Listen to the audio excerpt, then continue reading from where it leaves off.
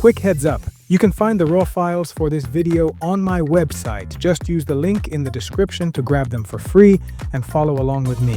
If you're just starting out, definitely check out the free training too at shutterseek.co.uk. I've put all my courses there for free. No strings attached, no credit card, nothing. It's the fastest way to nail the basics and start taking shots that are actually worth the editing time. Let's get to work. Hi, in this video, we're going to edit this picture together and you'll be able to download every single raw file so you can follow along with every step in this course. This is a drone shot and the location is Ronda in southern Spain.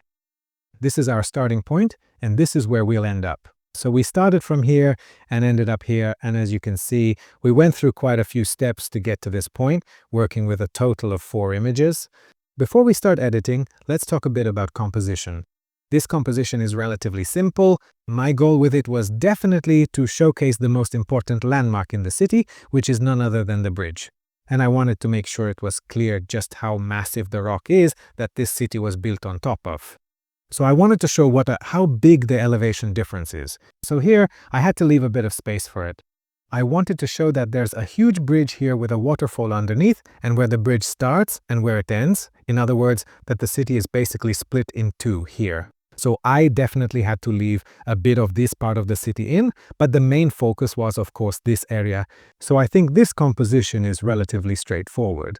So from down here on the right, there's a road that starts and winds its way through the city, and there are also connecting roads coming in from here, which basically all point toward our main subject. I paid attention to flying the drone at the right altitude so that the roads would definitely be visible here to some extent. I didn't want to fly too high because, as you can see, even now the buildings at the edges of the image are starting to distort and tilt, and if you take photos from even higher up, this problem just becomes even more pronounced. So I was very careful to be at the right altitude so that the city would be visible from above, but not so high that everything would get distorted or that I wouldn't be able to keep the sky in the frame. As you can see, I left only a very, very small part of the sky in the frame since it wasn't that interesting for us. I primarily focused on the city. The sky basically serves as a frame, remaining only as a very narrow strip at the top. Now, here you can see all the photos I took that evening, and you'll be able to download the ones we're going to use. You can import them by selecting the photos you can download. And we'll start in Lightroom. Down here on the bottom left, there's a button that says Import, and if you press it, you just grab the photos, drag them in here, and click on Import. Since I've already done this, I can't do it again. So I'm going to click Cancel. And once you've imported the photos, you should see them down here at the bottom, all lined up in order. And don't let it confuse you, these were taken earlier, these are daytime photos, so we'll be starting from the evening shots from here. So since we took these photos with a drone, and because a drone isn't as stable as a camera on a tripod, you have to expect that the wind might blow. The drone isn't stable, and the images may shift relative to each other, and if you use too long of a shutter speed, the photo can end up blurry. So we have to be prepared for both of these things when shooting with a drone. I set up the camera, or in this case the drone, the same way I always do. It took a shot that's more or less properly set up, so I try to photograph the scene in a way that nothing is too dark, so there's still information there, and nothing is too bright, so it doesn't get blown out and become unrecoverable. At this point, the drone automatically takes 3 photos, one with my settings, one underexposed, and one overexposed. From the overexposed version, it tries to recover the shadow areas, and from the underexposed version, it tries to recover the highlights, which, as you can see, still didn't quite work, even though the camera underexposed compared to the scene. And by taking a series of multiple shots like this, I can ensure that the image will be of the highest possible quality and detail. However, while you're flying the drone, it's difficult to check how sharp or detailed these images actually are, especially on a small screen like the display of your phone. That's why I first experimented with higher ISO values. So, since this is a drone, we can't adjust the focal length or the aperture ourselves. They're fixed on the device. What we can play with are the ISO value and the shutter speed. If you're shooting in the dark, it's worth setting the drone or the camera to fully manual mode. And I set it so that I would shoot with a higher ISO value, and I first tried a 1/15 of a second because that's still a relatively fast shutter speed, so even if the drone moves a little, everything will probably still be sharp. The tiny movements, of course, will be compensated for by the image stabilizer in the drone, so our picture will be sharp. However, our goal should always be to use the lowest possible ISO, because a lower ISO means less noise, and the image quality will be much better. So if you look, I did several series and kept experimenting with higher and lower ISOs. So you can see that here, for example, the ISO is 820, and slowly but surely, I managed to get to the point where I could do a series at ISO 100 as well. So ISO 100 is the most ideal for us because that's the lowest ISO value this drone can do. And if you look here, we already had to use almost a 1-second shutter speed, so the shutter speed was 0.8 seconds. So in less than a second, the drone can move enough for the image to become blurry, but fortunately our picture is still sharp enough, so we'll definitely be able to use the ISO 100 photo series.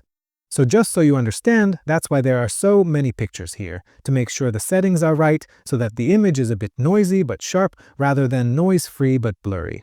If you look, there are more photos taken here with these settings, but we won't be using those because it's these other 3 images that we actually need, and I'll explain why that is. So we need one photo that's overexposed.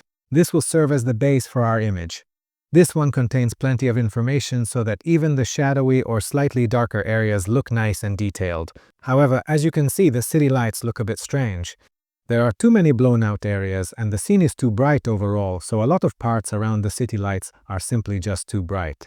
So we need one that's roughly exposed in the middle, and we also need one that's preferably underexposed, and this way we'll have an image that captures the shadow areas and preserves the details in the picture.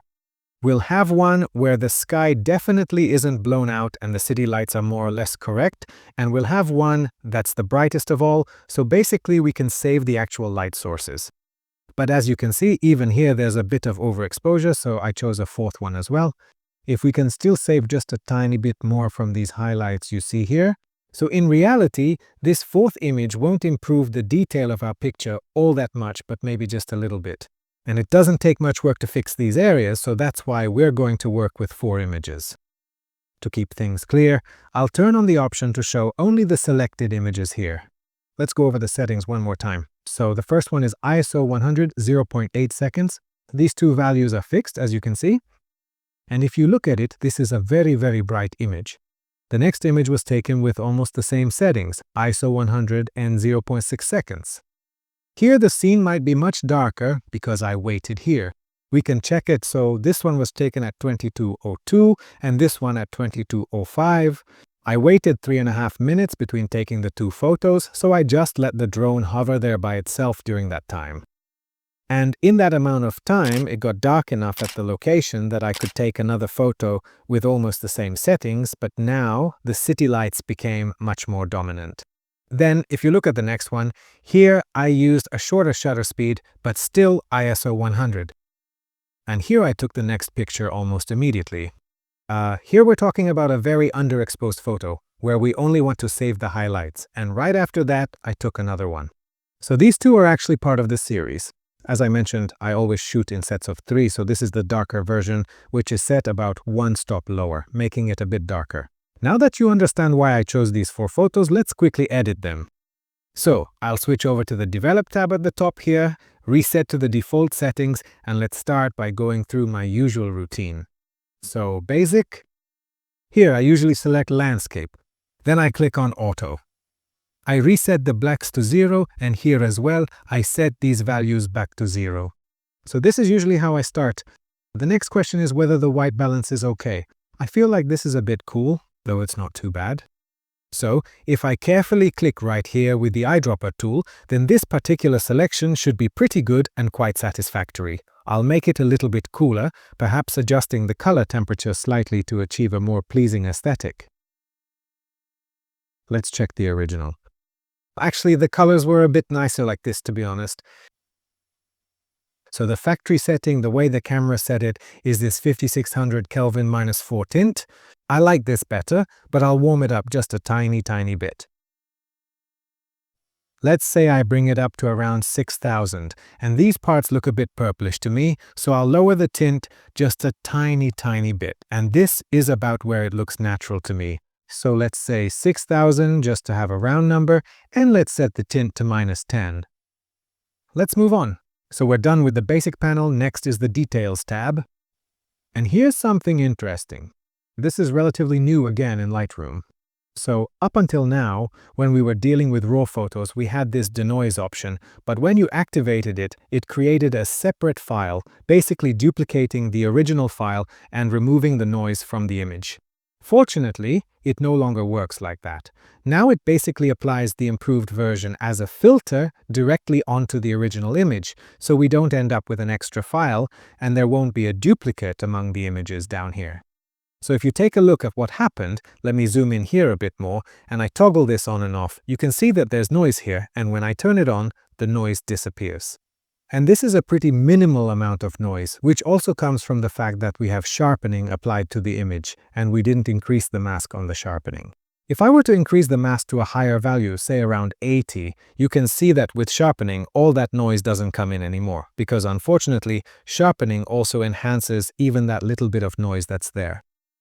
So I showed you this because basically it's always worth enabling this denoise option if there's any noise in the image. Just like here, the image becomes a bit less noisy. However, we also have a new feature called super resolution, and if this drone can only take 12 megapixel photos, which isn't very large, so if you want to print it bigger or use it as a background on a larger monitor, then 12 megapixels is actually acceptable, and it's generally enough for most things you'd want to do. But of course, we'd be much happier with a 22 or 36 megapixel image. And that's exactly what this super resolution does. It won't be the same quality as if you had originally taken a 24 megapixel photo, but the quality will still be better. We'll have more pixels to work with, and just for the sake of learning. Now, instead of denoise, I'm going to choose this option to use super resolution, and in this case, it will enhance the image, and we'll be working with a lot more pixels. We'll get a much more detailed image, and then later, when exporting, we'll decide how many megapixels we want to save the image as. So now I'm choosing super resolution instead of denoise. And let's move on. If I go here to lens correction, here, it's always a good idea to turn on chromatic aberration correction as well as profile correction. In this case, it doesn't recognize the profile correction for this drone, so we can just turn that off. Only turn this on if it recognizes the lens that took the picture, then you should enable it. Otherwise, it will just slow down your computer. Okay, next up is calibration, and this is the first section where, apart from white balance, we start adjusting the colors. So, we set the white balance up here at the top, but we haven't touched saturation or vibrance yet. However, here we're going to adjust the saturation specifically by moving this bottom slider to the right, and it's worth increasing it fairly boldly, say up to a value around 50 or 60. For this image, I think I'll go with 55. And what might also be worth doing here is adjusting the slider just above this one, which lets us set the hue of the warm colors. If I drag it a bit to the left, this area becomes more orange, but I won't pull it as far as, well, I don't know. 5 or 10 years ago, this was the trend on Instagram, which I thought was awful even back then, but making it just a little bit more orange would actually do it some good. So I'll bring it down to about -20. Okay, so these sliders have two drawbacks. First of all, this slider works really well for the warm colors, but for the cool tones, like those in the shadows here, it doesn't do any favors, because instead of blue, it turns a bit turquoise, which isn't very nice. The bottommost slider also works really well for the warmer colors. Actually, for almost every color. And the bottommost slider benefits almost every color, except for blue. The blue becomes too saturated. Now, these are very easy to fix. Let's remember that the hue was -20, and here the saturation is +55. So I'll come up here to the color mixer. Let's start with hue, blue, and since we moved 20 to the left here, now let's move 20 to the right, and this will make our blues look natural. They'll have a blue color again, not this turquoise shade. The other one was the saturation, of course. This is also the blue slider, and there we went +55. So here you need to go in the minus direction, but don't go -55 because then you've basically killed the blue colors. There's almost no blue left. So here, you shouldn't go up that high. It varies. Just adjust it to what looks good to your eye. For example, here I would set it to around -20 or 25. I'm going to set it to -20. Oops, that's a bit much. Let's make it -20. This looks about right. And with that, the first round is done. So these are just the basic settings, and we need to synchronize these to the others. However, since quite a bit of time has passed between these two shots and the lighting conditions have changed significantly, I'll just synchronize it to here for now. You can do this by selecting this image. Hold down Command or Shift, click here, then click on Sync, check All and Synchronization. Now here it has really cropped into this little part for us, and this is probably because we also synchronized super resolution under the Details tab. So I'm going to turn this off now, and if you turn it back on, you'll see it normally again. However, with this image, I'm not sure I want to use super resolution. Instead, it might make more sense to choose the Denoise option. So I'll click on Denoise. Of course, the downside of this is that the resolution of the two images will be completely different, but since the images have shifted relative to each other anyway, I'll have to align them later regardless.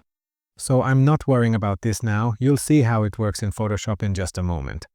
But in general, I would recommend that if you choose super resolution here, it's worth selecting super resolution for all the other images as well. In this case, with the drone, the images shifted anyway, so it doesn't really matter. Okay, so if you look here, the lighting is much more natural. That's why this image looks much better.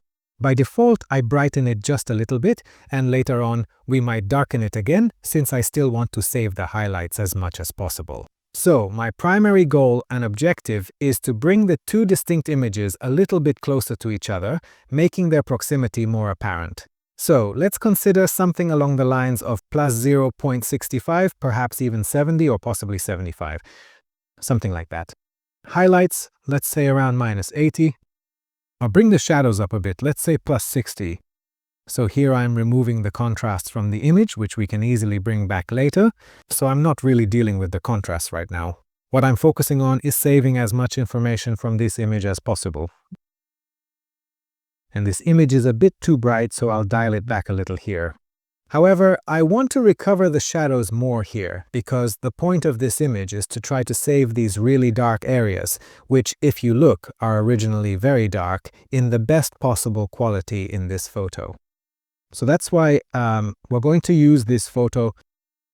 But this picture looks much better. So as for the city lights themselves, we'll preferably use them from here. Okay, actually we're done with everything here, so I don't want to do anything else here. Perhaps the blues here in the city might appear to be a little bit oversaturated, so let's carefully check that. I will proceed to the color mixer, then navigate to the saturation controls, and gently bring the blue tones down just a little bit.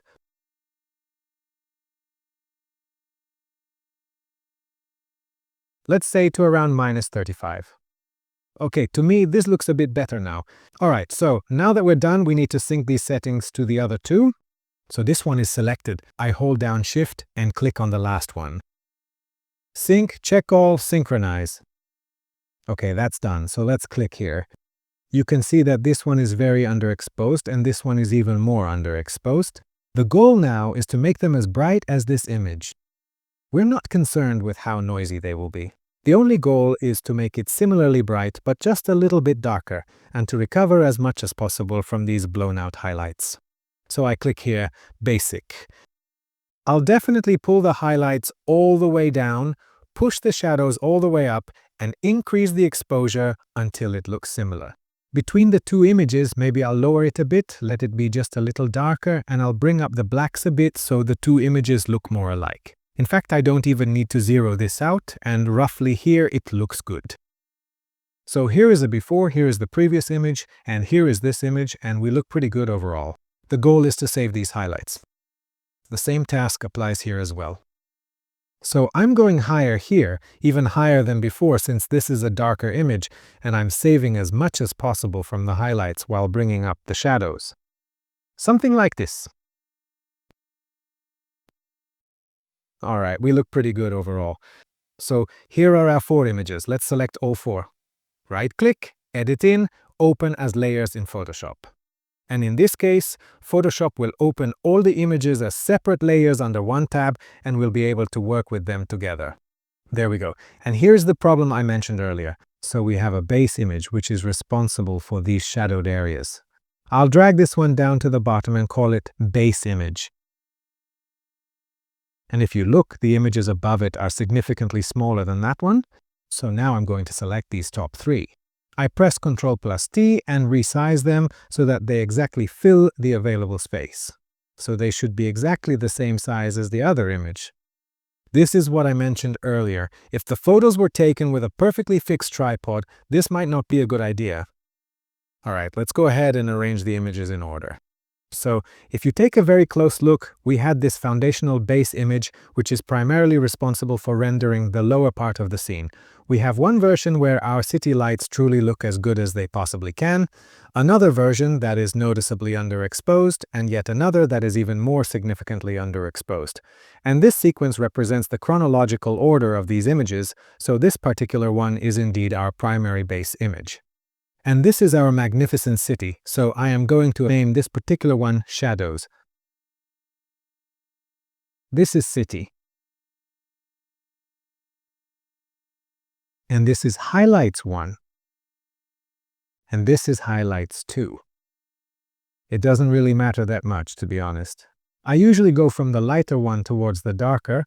Of course, you can also go from the darker to the lighter, but I think this way is better. We should try to align the images with each other. So I select all the images. You click on the top one, hold down Shift, and then click on the bottom one. Go to Edit, then select Auto Align Layers, and click OK. Let's hope that Adobe Photoshop can accurately align all the layers for us automatically and precisely. Let's zoom in here and take a look. So this one turned out great, this one is good too, and here there's a slight shift between the two, but overall it looks fine, so let's check it out. I'm going to switch over here to Difference. And I'm not moving the top one because remember, these three were aligned with each other really well. This is the one where maybe the bottom one shifted a bit, so I set it to Difference. That way I can see the shift and the differences. I'm using the arrow keys to nudge it just a tiny bit left and right, just to align the two photos as precisely as possible. And actually I think we're pretty much good here. I'm satisfied with it, so here I'll set this back to normal. This particular layer, this urban city layer, it completely covers up the layer that lies beneath it. If you look at it, the simplest way to combine the two is to simply mask it. So I add a black mask here, and now this layer isn't visible at all.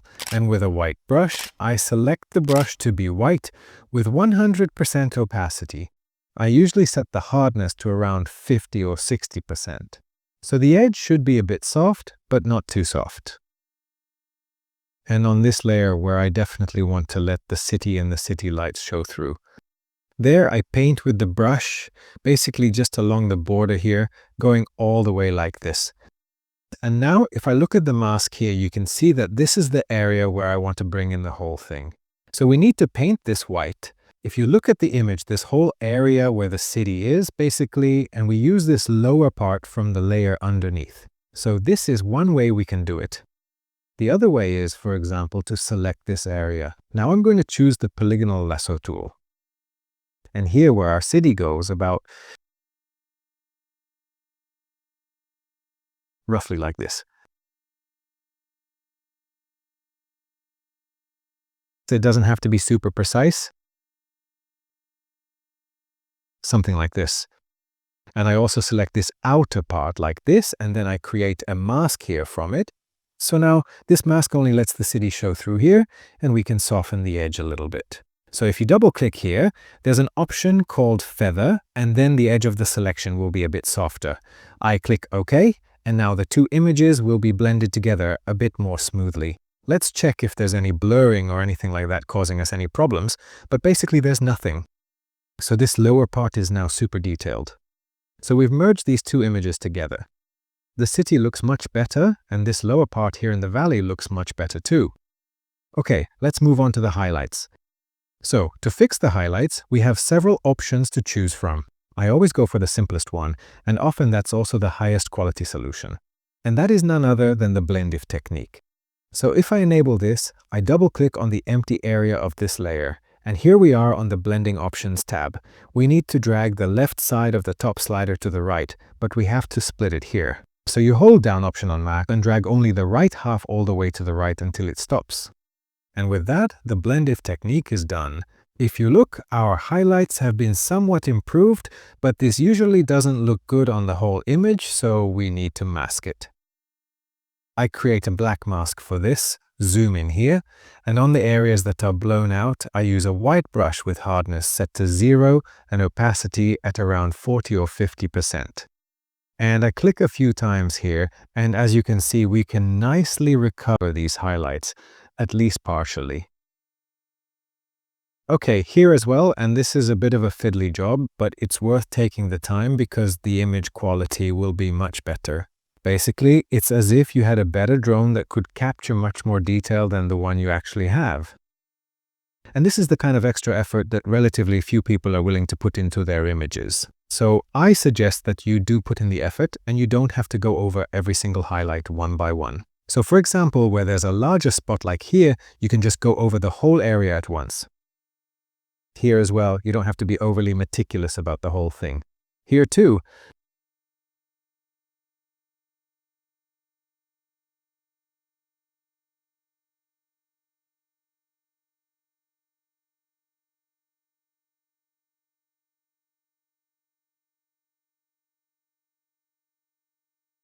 All right.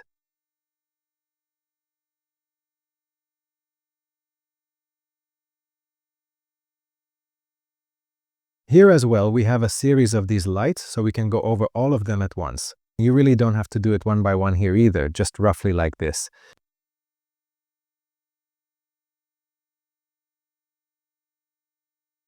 By the way, that's me sitting there, so that's me, and I'm flying the drone from there. I'm the figure on the right in the darker clothes.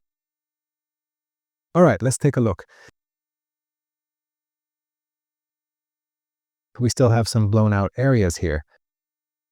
Okay, it's more or less good. Okay.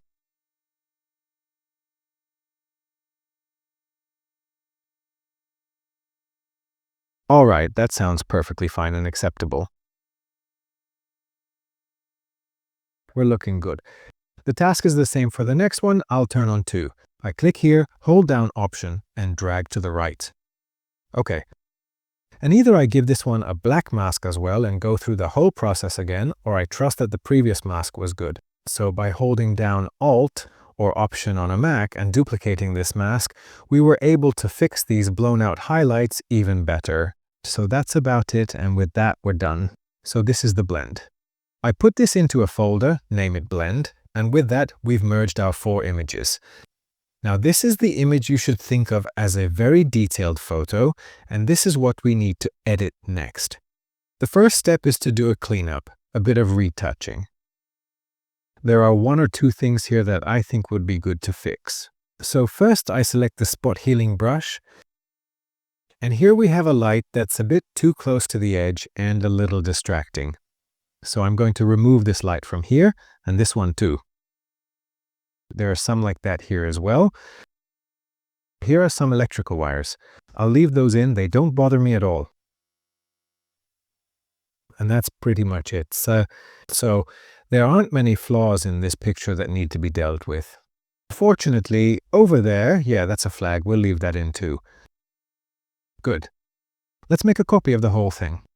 Shift-Option-Command-E or Shift-Alt-Control-E, and I'll name this layer Camera Raw Filter, then come up here to Filter, Camera Raw Filter. The first step is to select the main subject of our image. So I come here to Masks, Radial Gradient, and I think this part here is the key area of the image. And everything outside of this area can be a little bit darker, so that's where I want to draw the viewer's attention. Let's say I lower it by about half a stop. If we look at our histogram up here, we can see that the whole image is a bit too dark. So we can come back here and brighten the whole image just a little bit, let's say, I don't know, maybe plus 40 or 50. I'll bring it up a bit more. I'm doing this so the whole image doesn't get too dark, let's say to about 0.4. This looks about right. We can still draw the attention in a bit more. Let's see what else is important in this image and highlight that. So for sure we have a waterfall down here, which is pretty insignificant right now because it's a bit too dark. But I'd like to select it, brighten it up just a little, and do that by increasing the whites. So I'll increase the exposure but not by much. I'm mainly raising the whites because I want the brighter parts there to be essentially the rocks and the waterfall itself. I want the bright areas to be brighter, but nothing else. So this way, we keep our contrast while the lower part becomes brighter. So I'll bring it up to around 70, and maybe even let it go a bit higher. Something like that. Okay. Alright, we've basically highlighted the main part. Now we can darken the edges a bit, which will also help draw the viewer's attention inward. So a new mask with a linear gradient. I'll pull one in from here, and this lower part can be a bit darker. Let's say 0.5. I'll make a new mask, another one from here. This one can also be darker, 0.3. Our sky is already quite dark as it is, but let's just see if darkening it a tiny bit here would help our image. Maybe just a little, 0.4. Something like that. And I'm quite certain that I really want to emphasize and highlight this particular section a bit more prominently, so what I'll do is create another gradient tool or perhaps a mask in that specific area. Then I will proceed to scroll down all the way to the effects panel, and without a doubt I will significantly increase the clarity setting here. My intention is for that specific part to appear much more vibrant, considerably more saturated, and indeed much more contrasted, because ultimately that is precisely what I aim to draw attention to and highlight within the image. So roughly something like around 20, 25. I'll bring it in a bit more. I think 25 is good for us. All right. And the whole image is lacking a bit of contrast. To set this up properly, it's important that up here at the histogram, these two little checkboxes are ticked. This is important because this way it will indicate to us if something is too bright, it will turn red, and if something is too dark, it will turn blue. Instead of just increasing the contrast up here, I usually come down here to curves and set it there. Let's start by pulling in this upper part just until our highlights are about to clip. And since we have some light spots here that are definitely blown out and can't be recovered, I just let those stay blown out. So I'll bring it in a bit more until that area turns red. If you want to upload your own photos to stock sites, it's worth not only pulling it in a bit, but also lowering it slightly, because that way the algorithms of stock photo sites won't detect that too much is blown out in the image, and they won't reject it due to technical errors. So if you pull it in a bit here and then lower it afterwards, then your image will be brighter, will make much better use of the entire tonal range, but there won't be a blown out spot that would cause, say, a stock photo site to reject it. I don't want to upload to stock, so I'm not concerned with this. On the other side, if we pull this in as well, the contrast increases too, but you can see that it gets so dark there that there's no data left. That's what the blue indicates.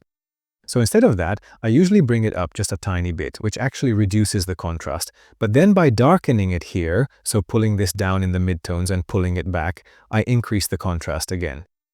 So I do something like this. And if you look, here's the before and here's the after. So the whole image looks a bit more lively now that we've added some contrast. Something like that.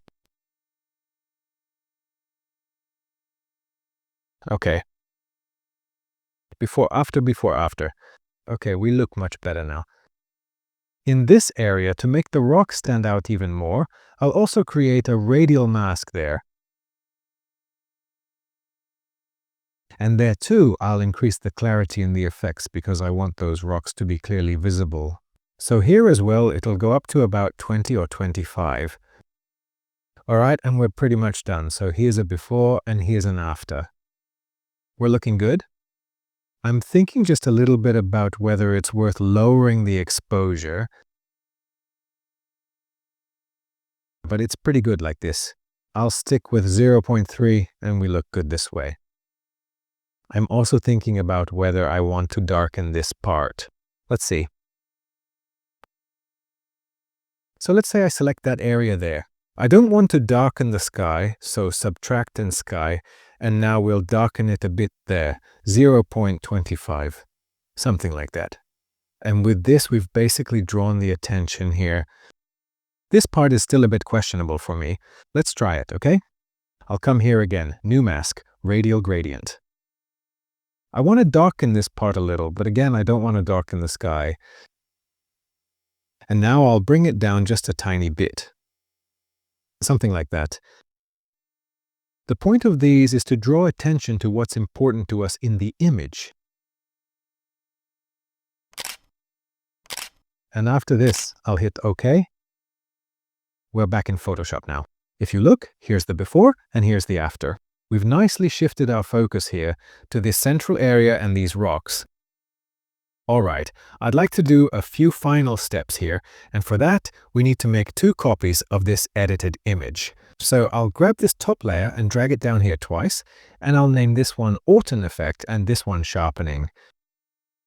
I'll turn off the Sharpening. Let's start with the Orton Effect.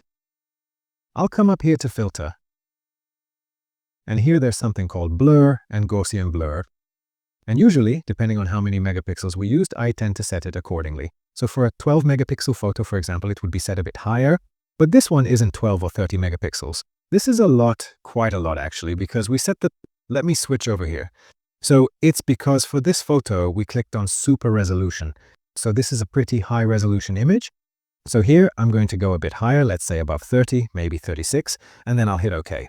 And now we have a very blurry image of the scene. And in order to apply what's called the Orton effect here, so that it's sharper, or so that only the highlights have a slight glow, we need to change the blending mode to lighten. And as you can see, this glow appears, but it's way too strong. So it's definitely worth dialing it back to somewhere around a value of 10 to 20. And now, if we zoom in here, you can see that before and after it gives our image a nice subtle glow. It might still be a bit too strong, so let's try again. I'm going to delete this now. I'll make a new copy and name it Orton Effect again. And Filter, Blur, Gaussian Blur. And maybe I'll go a bit lower this time. Let's say a value around 20, for example, blending mode lighten, and I will then proceed to lower the opacity of this layer. Somewhere between 10 and 20, so this glow is a bit more subtle. I like it better this way. So that's pretty much how you get the Orton effect. The other thing is sharpening. So the top layer is selected, I've made it visible again, and I go up here to Filter, Other, High Pass, and set it to 1. Okay. And if you look, here are the contours of our image. But of course, the whole image is gray. We need to get rid of the grayness. So here I select Overlay, and with that the grayness disappears, and instead our image becomes sharper.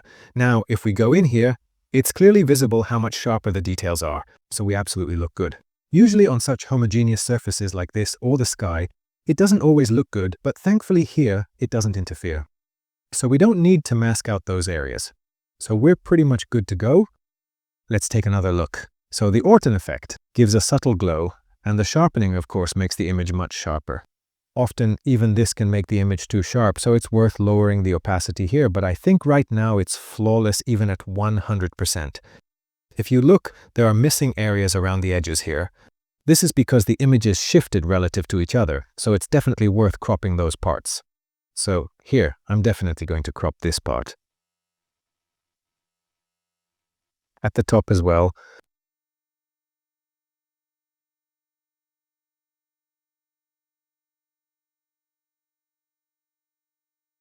And I'll crop the unnecessary parts on every side. Here too, there's a sharp boundary if you look. So I'll come in a bit further there, and at the bottom as well. I'll press Enter. And as a final step, there's just one thing left to do, and that's saving. So if you upload an image to the internet after editing, ideally its color scheme should be the same as what you see here on your screen. And for that, we go here to File and Export. And here you can choose either Export As or Save for Web. Right now, I'm choosing Export As. Here you can see that we have an image that's 8039 by 6000 pixels, which is significantly higher than 12 megapixels. So I think this is actually a bit too much. So I'm going to lower it here, let's say to something like, I don't know, 6000 by 4514. That's about, yeah, this size works for us. I'll set the quality to maximum, and what's really important for us here is that both Convert to sRGB and Embed Color Profile are checked. This is very important. I also usually keep the copyright information, and then I click on Export, and from that point on, you can save it wherever you want. I click on save and we're done. So let's quickly go over again where we started and where we've ended up. So here are the 4 images we worked with. If you look at the before and after, we went from here to here with the first image and from here to here with the second, and so on. To make our image as detailed as possible, we tried to edit them in a way that would make it as easy as possible to stitch them together so that the final result would look natural. Then we imported them here into Photoshop and stitched the images together. So I'll turn off the masks here. So first we just imported the 4 images here and then we masked this one. So here we created a mask. From here, the valley appears from this image and everything else comes from the image above it. Then we corrected the highlights from this layer, and then we made a slight adjustment to the brightest part of our highlights from the 4th image. Then we fixed a small mistake here, and after that, we edited the whole thing in Camera Raw. We added an Orton effect and sharpened the entire image, so that's how this picture became that final image. I hope you enjoyed this video and found it useful. Don't forget, you can download all the raw files and follow along with every single step. This is how you'll really learn quickly, because the goal is for you to master these techniques to the point where you can apply them to your own photos as well. Thanks for watching this video all the way through, and I hope to see you in the next ones. Until then, I wish you a great day and beautiful light.